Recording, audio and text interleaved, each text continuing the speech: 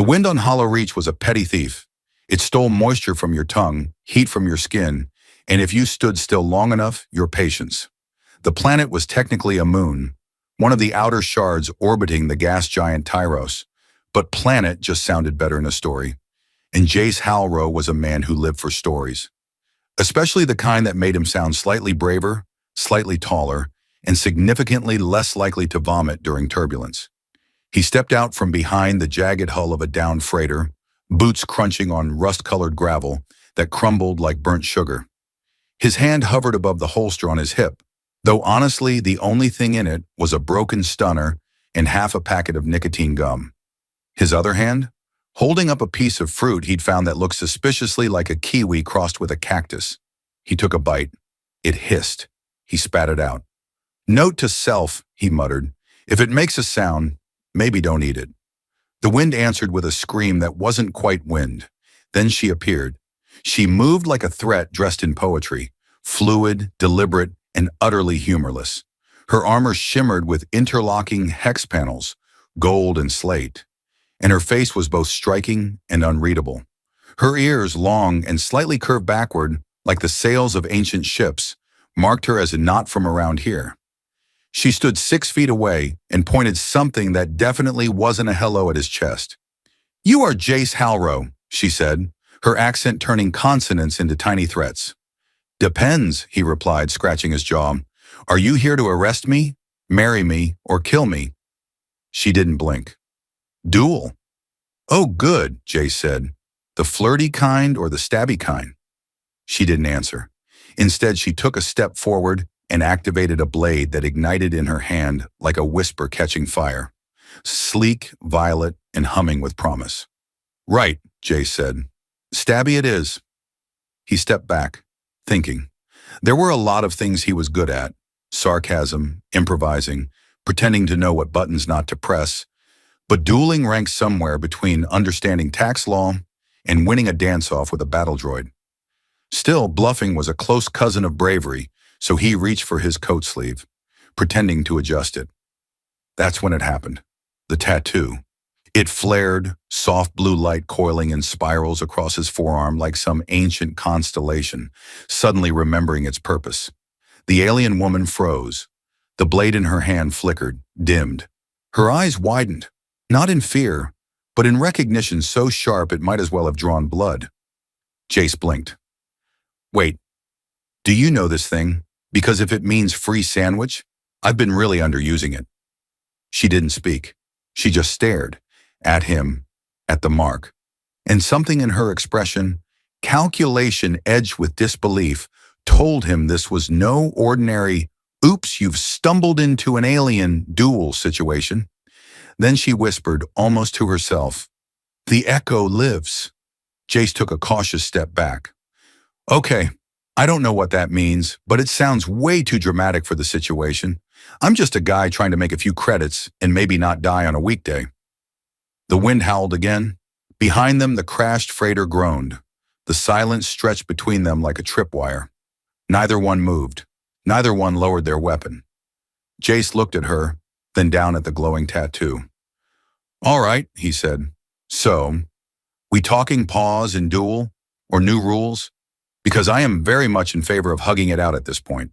She didn't answer, but the fire in her blade had gone out, and so it seemed had something else.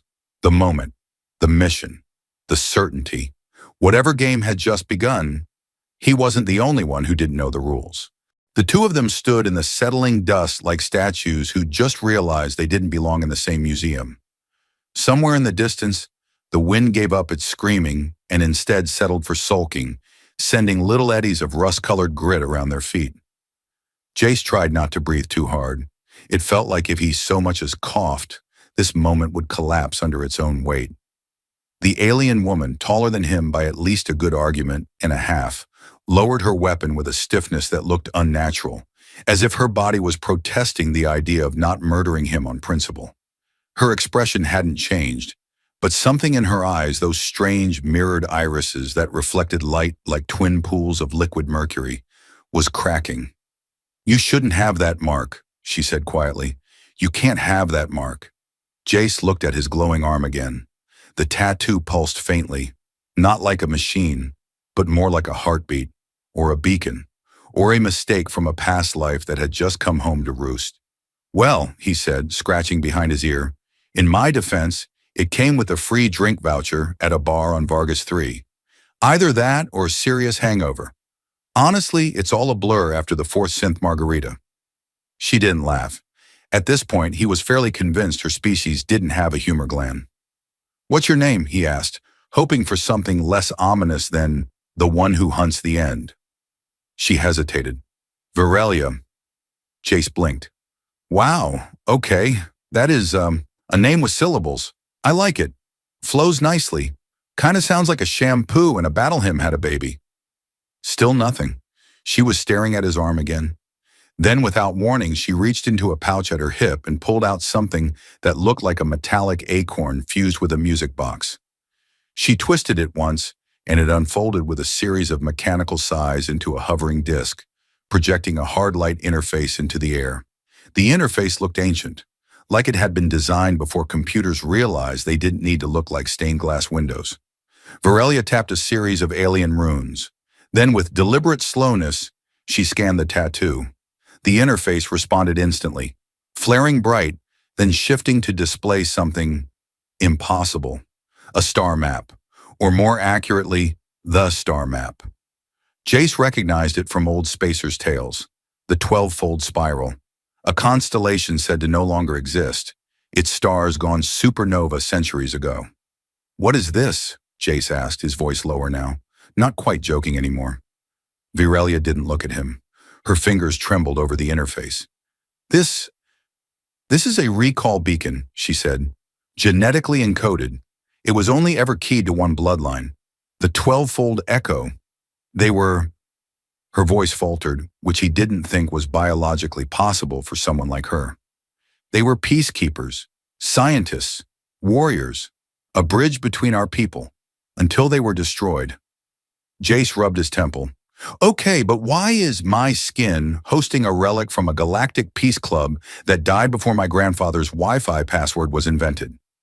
She shut the interface with a sharp motion. The disc collapsed back into its acorn shape and disappeared into her pouch. My mother was part of the Echo, she said flatly. She died in the fall. We thought all traces were lost. You're not one of us. And yet, she looked at him again, this time with less suspicion and more dread. Jace shifted uncomfortably. Look, I'm just a guy with debts, a semi-illegal cargo license, and a bad habit of picking the wrong flavor of freeze-dried noodles. I'm not some chosen relic of space history. I can barely operate a toaster without setting off the fire suppression system. Virelia's hand twitched toward her blade again. Reflex, probably. You may not be, she said, but that mark is. And now that it's activated, others will have seen it too. We need to leave. Now. Wait, Jace said, throwing up his hands. I literally just met you. You tried to kill me 2 minutes ago, and now you want to go on a spontaneous road trip through deep space with me because my arm glows? Yes. You do realize how weird that sounds, right? She stared at him, unreadable. Do you want to die here? Jace looked around. The sun was starting to dip, the shadows lengthening like claws. The wrecked freighter behind them groaned again, this time less like metal and more like something moving inside.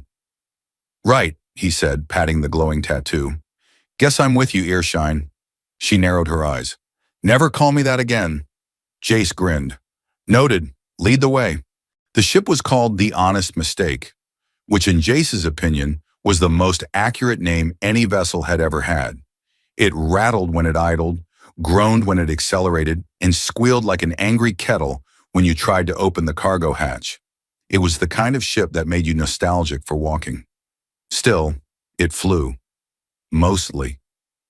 Virelia sat across from him in the cramped cockpit, watching the stars streak past with a level of suspicion normally reserved for criminals and salad. Her armor had retracted into a sleek underlayer, dark and seamless, and her hair, charcoal black with silver strands running through it like streaks of frost, was pulled back to reveal the sharp curve of her elongated ears. You don't trust me, Jace said, propping his boots on the console and tossing a peanut-sized ration pellet into his mouth. It tasted like sawdust and regret. I get it. I don't trust me either. Virelia didn't look away from the viewport. You joke too often. That is a defense mechanism. Jace grinned. You noticed. You're learning already. She glanced at him, and for the briefest moment, he could have sworn she almost smiled. It might have also been a muscle twitch. With her, it was hard to tell. The nav console beeped, displaying a three-dimensional projection of a nearby system. He leaned forward. We're about 2 jumps from Enthera Station. I know a guy there. Real shady. Has more secrets than teeth. Perfect for looking into mysterious glowing tattoos and sudden doom prophecies. I have no need for a criminal, Virelia said. Then you're going to hate this plan. He turned to access the ship's central log, but it fizzled and sparked with dramatic flair. Jace yanked his hand back. Right, forgot.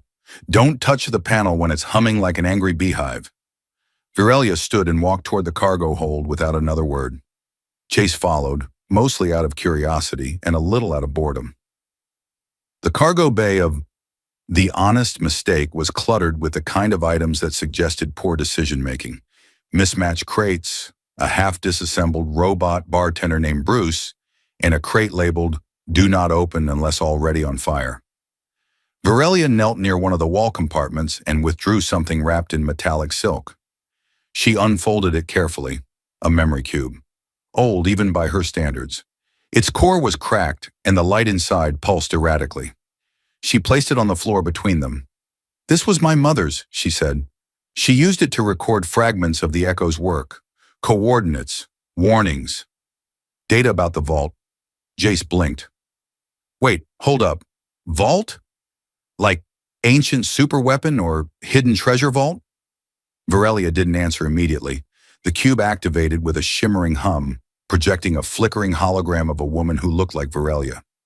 Older, calmer, and with a kindness in her eyes that Virelia kept buried under about 7 layers of suspicion. This message is for the bearer of the mark, the hologram said, voice soft but urgent. If you are seeing this, then the chain is not broken. The vault must not fall. Return to Nithris. Do not trust the recording glitched. The image bent sideways. The voice warped into a mechanical shriek before cutting out completely. Virelia's jaw tightened. Well, Jace said, sitting cross-legged like they were about to do yoga and confront mortality, that wasn't ominous at all. I don't know what happened to her, Virelia muttered. She vanished during the fall. Most of the Echo did. We were told the humans betrayed them. Jace frowned. I was told humans invented breakfast cereal in sarcasm. Funny how history forgets the important bits. They sat in silence for a moment, the only sound the rhythmic wheeze of the ship's air system, which always sounded like it was sighing in disappointment.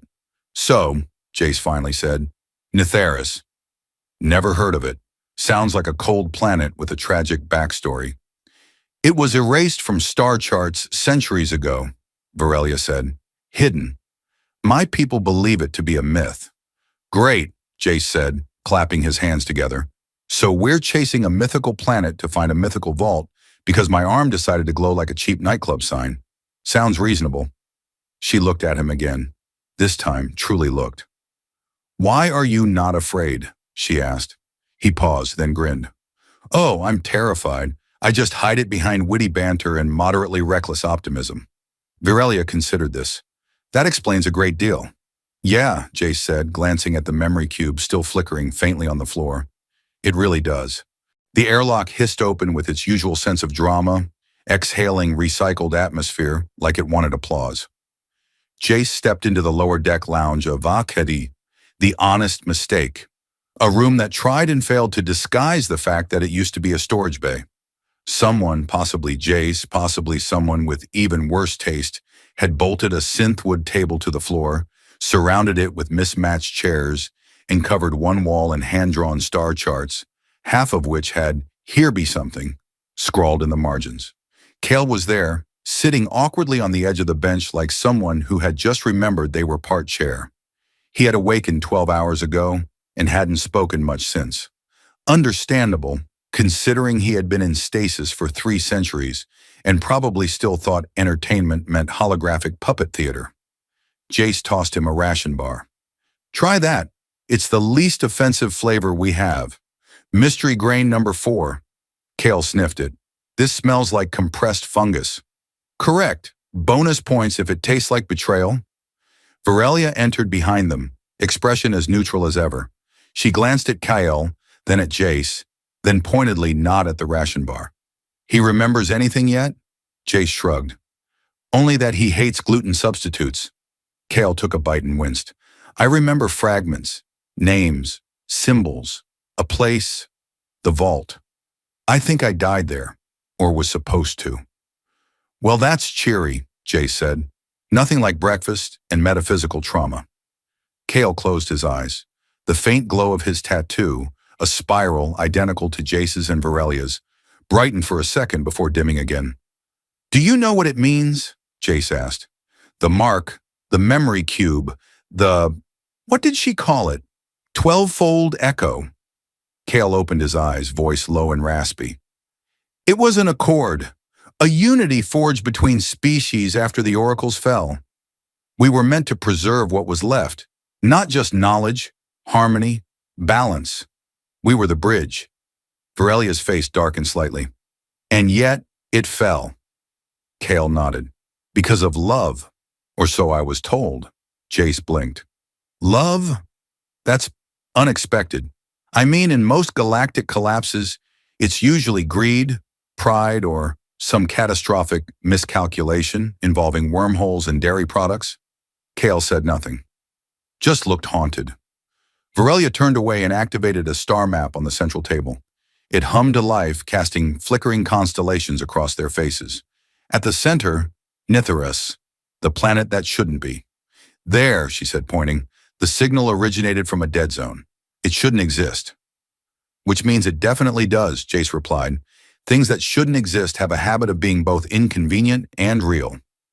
As if to emphasize his point, the ship jolted. A low, throbbing alarm began to buzz. Not the scary one, but the mildly inconvenient one. The one that usually meant space weather or you forgot to close the snack drawer before liftoff. Proximity alert, Virelia said already at the cockpit. Something's tracking us. Jace followed, muttering, Great. Can't we go one day without getting chased by cosmic mysteries? The view screen blinked to life, revealing a small, sleek ship, unmarked, matte black, moving like a predator that had already skipped lunch. Let me guess, Jace said. Not one of your people? Virelia stared. Number worse. It's a time tether. Shadow class. It's following the tattoo's signal. Jace's jaw dropped. Time tether? As in, time manipulating ship? That's a real thing? It's banned tech, she said. Only remnants of the betrayers still use them. Kale rose slowly, eyes narrowing. He's found us. He was one of us once. One of the Echo. Noun. He harvests. Harvests, Jace repeated. Like data or like organs? Both. Jace sighed. Perfect. Can't wait to meet this guy. The ship shuddered again as the enemy drew closer, its outline shifting unnaturally, like it couldn't decide which second it belonged to. Jace gripped the console. All right, he said. Let's outrun a time ship in a garbage freighter held together with duct tape and bad decisions. Virelia locked eyes with him. You're insane. He grinned. Thank you. Now punch it. Jace never thought he'd hear a ship scream, but the honest mistake was currently making a sound that could only be described as existential agony in D minor. The hull rattled like a migraine. Warning lights pulsed in every color of the regret spectrum, and something in the floor panels had started thumping rhythmically, as if the ship were having a minor panic attack of its own. Virelia was at the controls, hands flying across the navigation grid with mechanical precision. We can't outrun a time tether, she said without looking back. Its drive slips between temporal pockets. It's not chasing us. It's waiting for us to arrive. Jace blinked, strapped into the co-pilot's chair, with an expression that was trying its best to remain sarcastic but was starting to lean toward alarmed. Okay, but if it's waiting for us, can we send it a note that we're canceling all future appointments? Maybe fake our own deaths? Or better yet, realistically fake our deaths? That's commitment. Behind them, Kale stood silent, eyes locked on the trajectory curve of the Tether-class ship on the screen. The ship wasn't just following, it was sinking, mirroring their movements like a reflection that didn't want to be recognized. It's aligning, Kale murmured. It's trying to fold us into a parallel memory loop. That doesn't sound like a fun loop, Jace said. That sounds like one of those loops where I end up talking to a slightly more disappointed version of myself. Kale's eyes glowed faintly now, the mark on his forearm pulsing in synchrony with Jace's. We need to jump. To where? Varelia asked, voice calm but sharp. We don't have coordinates for Nithris yet. The system is cloaked. Jace dug into the side panel, pulling out an old flickering data chip that looked like it had been chewed on by a small animal with electrical anxiety. Remember my shady friend from Enthuris Station? Gave me this years ago in exchange for not turning him in for smuggling gelatinous bees. He jammed it into the console. Said it pointed to a dead world that refuses to be mapped. Sound familiar? Virelia glanced at him like she was reconsidering every life decision that led to this moment. Still, the nav system blinked, then chimed with unexpected enthusiasm. Coordinates accepted, the computer said cheerily. Warning, destination may not exist. Proceed anyway? Jace grinned. Always. The stars outside twisted as the ship's drive began to charge, pulling gravity and reason along for the ride. Virelia strapped herself in. Kale simply closed his eyes. The jump hit them like a sideways heartbeat, an instantaneous lurch through a place that smelled faintly of ozone and déjà vu. For a second, the honest mistake ceased to exist, or perhaps it existed everywhere at once. When the ship slammed back into coherence, the silence that followed was so complete it felt wrong. Outside, Nithris loomed. It wasn't a planet, it was a secret that had forgotten how to stay buried. Black and violet clouds churned above a surface jagged with obsidian peaks and silver canyons. Lightning arced between monoliths, not from weather, but from sheer temporal instability.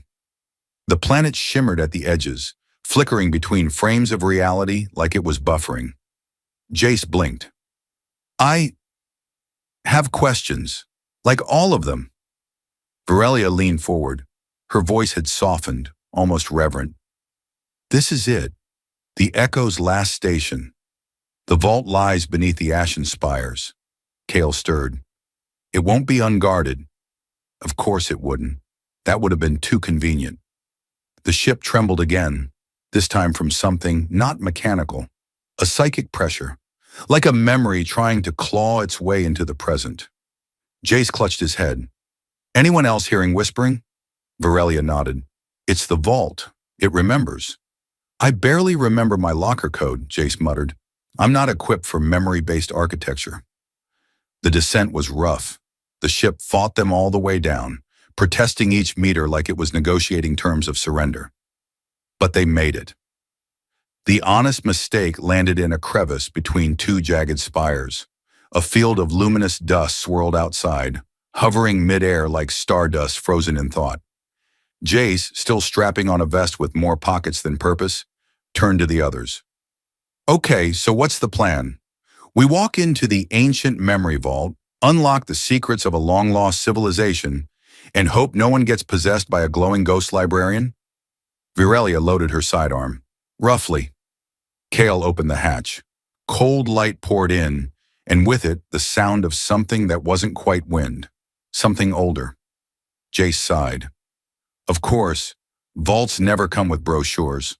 The light outside wasn't light, not really. It shimmered like memory, pale and silver, casting no shadows and making the obsidian cliffs of Nithris seem suspended in thought rather than anchored in matter. Jace stepped onto the ground and immediately regretted it.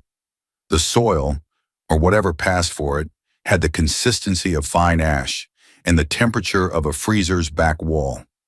His boots sank half an inch and hissed softly, like they were apologizing for existing here. This place feels like it's waiting for something, he said, checking his scanner, which had promptly decided to turn itself off. Again, probably not us.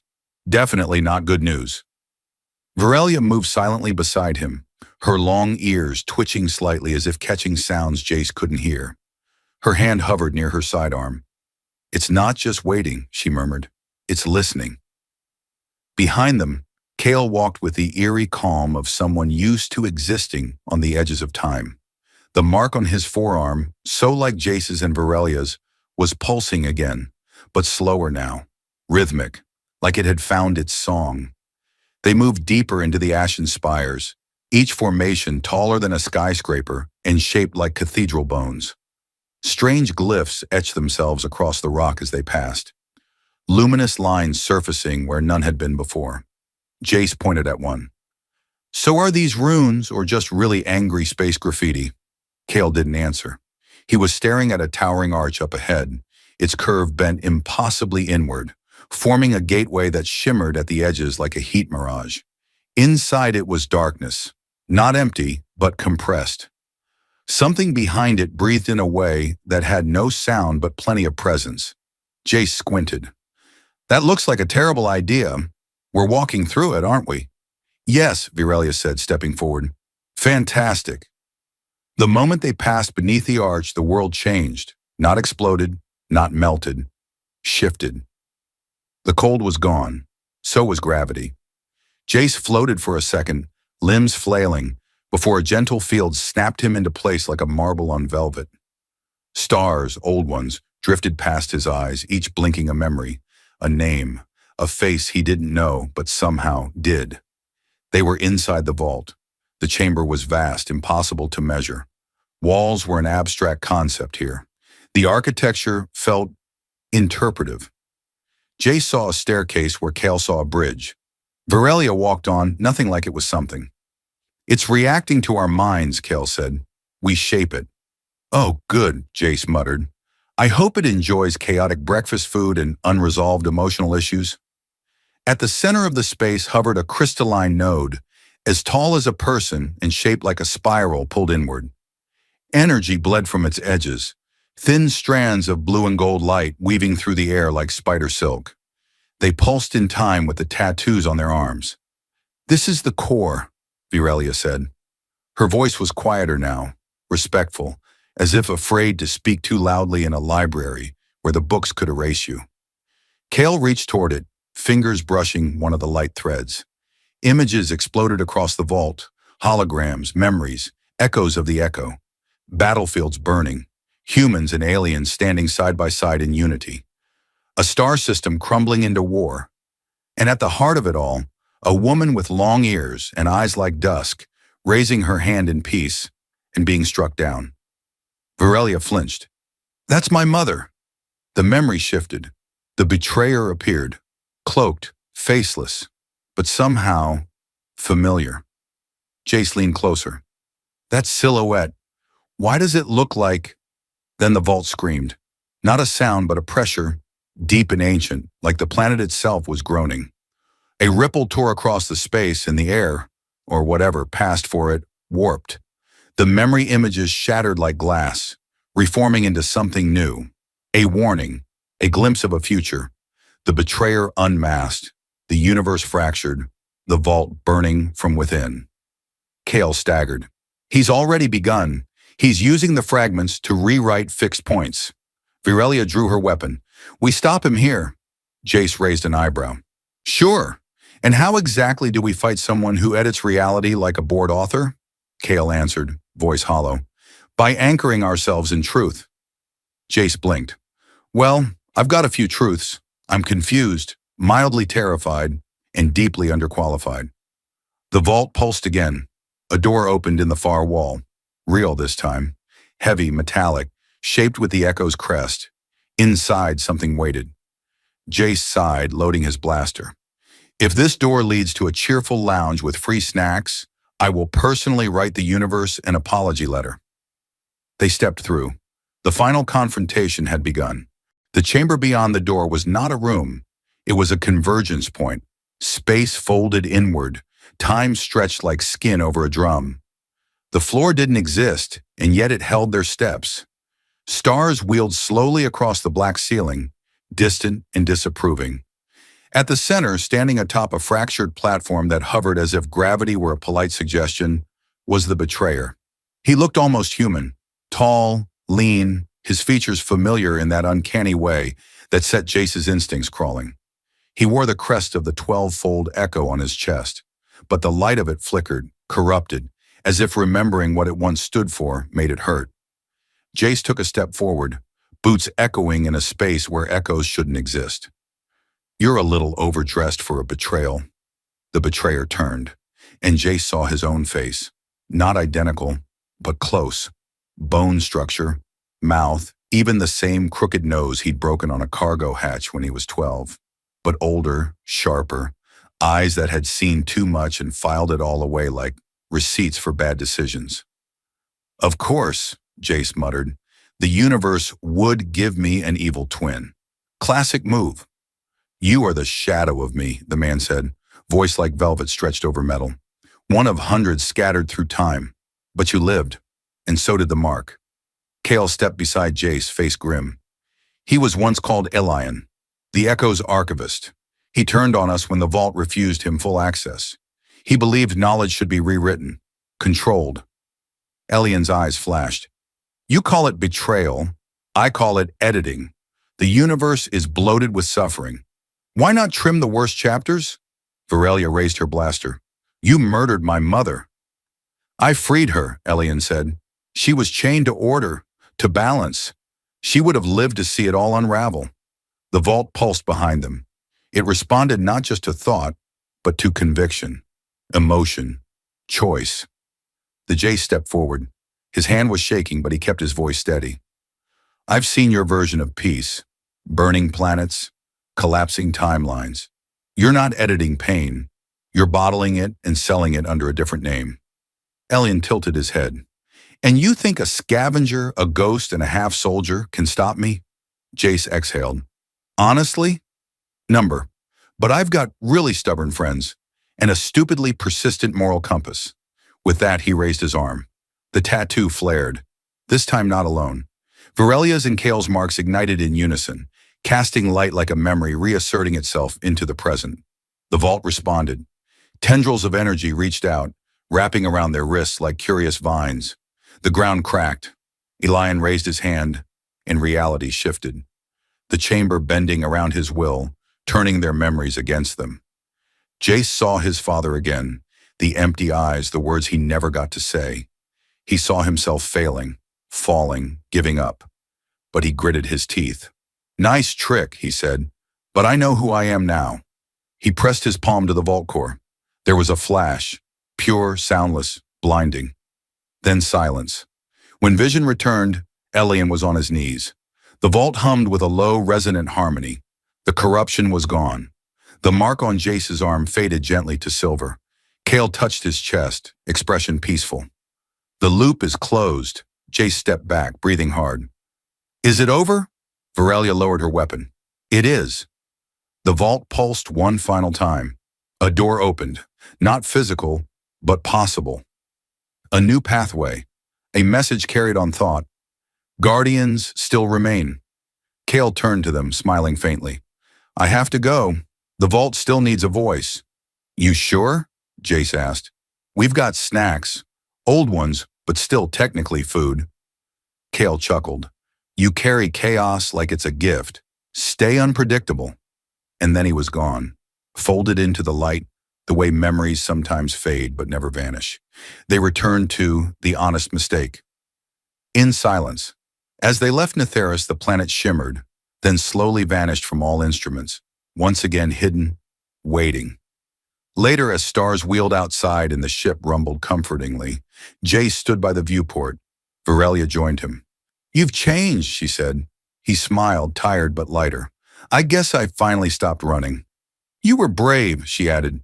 "Please don't spread that around," Jace said. "Ruins my brand." She laughed. Actually laughed. Jace stared at her. "Did you just—" "Don't ruin it," she warned, smiling faintly. He looked back at the stars. They seemed quieter now. He wasn't a hero, but he had done something that mattered. And in the vast, unruly mess of space, that was enough.